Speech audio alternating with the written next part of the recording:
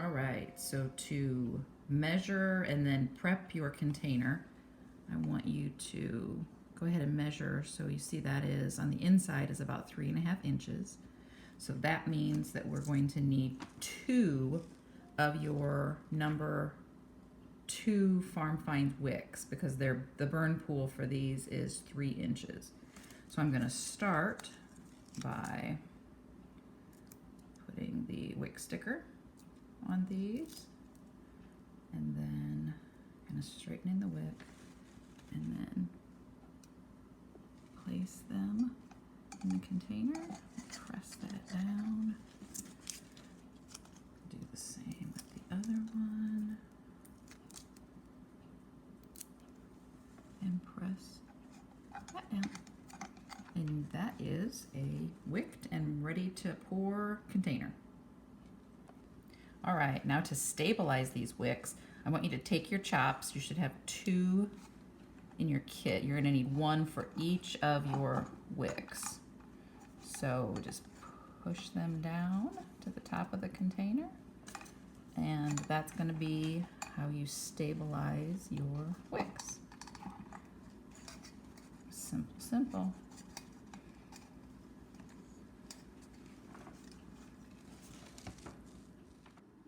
Okay, so now we're going to melt your wax so that we can pour the container that we just wicked.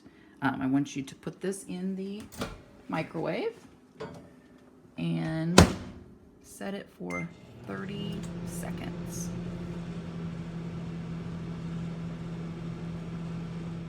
So in the first 30 seconds, it starts to get soft. It smells really good, but it starts to get soft. Generally, I kind of squeeze it or take my spoon and kind of push down on the top just to make sure that it hasn't started to melt, because the key to this is we want to warm it the least amount that we have to. I want it to look kind of a porridgey, creamy consistency. So we're gonna put this back in the microwave for 30 more seconds. So this is the next 30 seconds, and you can see that the next 30 seconds makes a big difference. So again, to save the fragrance and make sure that we're not damaging it at all, we're going to stir this as much as we can, like stir for a minute or even 2 minutes, because I don't think we're going to even need to put it back into the microwave. Even though it's lumpy, I think we can just stir those lumps out of there. So just stir it. This is almost a perfect consistency for this candle.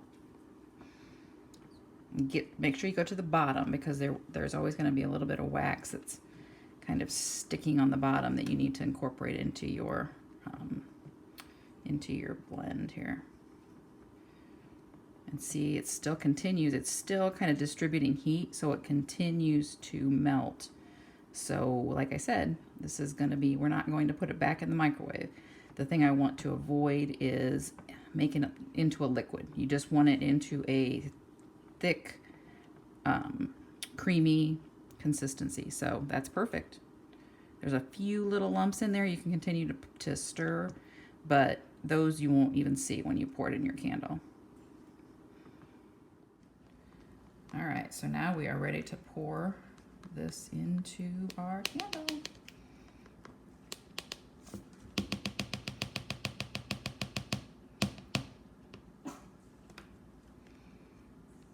We are going to, avoiding the wick stabilizers, we're just going to pour this right into our container. Take your spoon and get all that. It is thicker, so you're going to have to use your spoon to move it around a little bit. Pour your candle in there.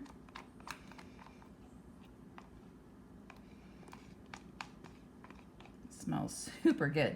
There is no better day than a candle pouring day. This is the pumpkin roll that we're pouring today, or that we're re-pouring, I should say. So that was a 12-ounce container. I like to take it and just a little bit. Then take your wicks, put them in the position you want, hold down on the chops, and then position them where you want them. You can mess with your top a little bit just to kind of get it the way you want it, and you have successfully re-poured a candle. Congratulations.